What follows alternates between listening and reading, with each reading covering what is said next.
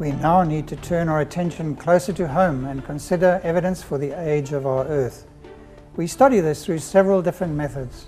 These include radiometric dating, continental drift, the processes of erosion and mountain upliftment, the process of oxygen creation in our atmosphere, studies of coal formation, and within the past 15 years, through ice cores drilled down into Antarctic ice. We can look at each of these in turn. Firstly, radiometric dating is based on the observation that various radioactive minerals change over time. They give off radiation at different rates. Each mineral has a different rate of radioactive decay, and this has now been measured in laboratories for over 100 years. The time taken for half of the original material to decay is called the half-life. The rate of decay tells us the approximate age of rocks. Some skeptics have suggested that this rate of decay could have previously been much faster, and so the rocks look much older than they are. For instance, some of the oldest rocks in Greenland, like these shown on the picture, are about 3.5 billion years old, according to 5 different methods of radiometric dating. If we try to suggest that these rocks are actually about 6,000 years old, this means that we are proposing that radioactive decay used to be at least 500,000 times faster. In fact, we know that the rate of radioactive decay could not have been much faster than observed today. This is because each time radiometric decay takes place, this creates heat. Speeding up decay by 500,000 times would have turned our Earth into a ball of molten rock. Such an Earth would certainly not be suitable for life. The Bible suggests that initially there was only one continent. Science confirms this and has shown how this one continent split up into the various continents we see today. These land masses are still moving. For instance, Africa is still moving away from South America at about 5 centimeters per year. At this speed of movement, it would have taken about 160 million years for these two continents to have moved so far apart. The geological forces causing movement of continents is now well understood. Although the speed of movement can vary, this is only within narrow ranges of possibility. In other words, the study of continental drift also tells us that our Earth is billions of years old. This series of diagrams shows how the continents have slowly moved during the past 220 million years. The distribution of animals and plants also bears witness to these movements. We can divide the world into zoogeographical regions. For instance, Australia was one of the first land masses to break away. This was at a time when marsupial mammals dominated the world. Later on, these were largely replaced by placental mammals. However, placental mammals only appeared on Earth after Australia broke away. This explains why Australian wildlife is so different from that in other parts of the world. Studies of erosion and mountain upliftment also bear testimony to very long processes. The continents are largely made up of granite. This is a lighter material than the molten magma on which the continents float. We find that each tall mountain range has a corresponding root of rock below the continent. As the mountains are slowly weathered away by rain, snow, and wind, the mountains actually rise.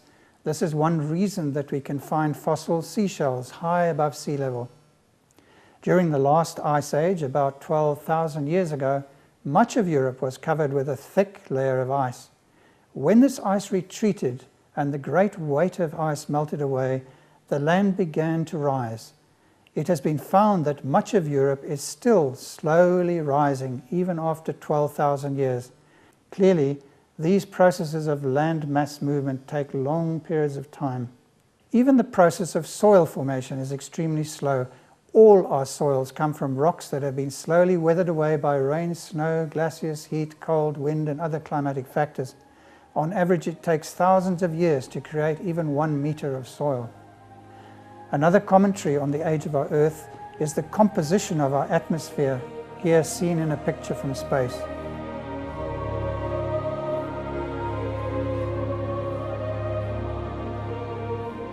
Today it is composed of about 20% oxygen. However, the early Earth atmosphere contained very little oxygen. It was only when green plants appeared on Earth that the process of photosynthesis started producing oxygen. This process takes carbon dioxide from the air together with water from the plant's sap and uses the sun's energy to create sugars in the plant. As byproducts, the plant releases oxygen and water into the air. It can be calculated that even if the earth was covered with green plants or the seas were covered with plankton, it would still have taken millions of years for the oxygen level to rise to our present amount. It took millions of years before our atmosphere contained enough oxygen for higher life forms such as you and I to exist. Scientists who have studied how fossil coal is formed have noted various stages in this process. Vegetable matter needs to fall into an oxygen-scarce environment, such as in a swamp, where it turns to peat. After burial, pressure and heat, this peat slowly changes, first into lignite, and then into bituminous coal, and finally to anthracite coal. It is a very long process of compression and heat until finally coal is formed. Botanical studies of material in coal show many layers of different vegetation representing changes in climate and vegetation types, and it takes an enormous amount of compressed vegetation to form a few centimeters of coal. Some coal layers are many meters thick, as seen here when compared with the truck in the picture. This has to represent a very long period of plant material accumulation. We can also see several layers of coal separated by other deposits. One brief catastrophic event, such as a flood, cannot explain all the different types of coal, the thickness of some coal seams, and the existence of numerous seams above each other. These deposits were laid down over many millions of years. Within the past 15 to 20 years, scientists have been drilling down through Antarctic ice. They extract a continuous core of ice and store it in vast cauldrons. They have now drilled down through accumulated ice to layers that were deposited at least 800,000 years back. This age is determined by counting the number of summer and winter deposits. These are shown up as layers in the ice. Analysis of tiny air pockets trapped in these extracted ice cores has enabled us to discover changes in air composition over the centuries. However, even more fascinating is the discovery that Antarctic rocks, far older than the 800,000 years of accumulated ice, contain fossils of amphibians and other animals. These creatures lived and died more than 800,000 years back. In fact, the rocks containing the fossils are millions of years old. When we combine all these different lines of evidence, it becomes clear to most people that our Earth is billions of years old, not just a few thousand.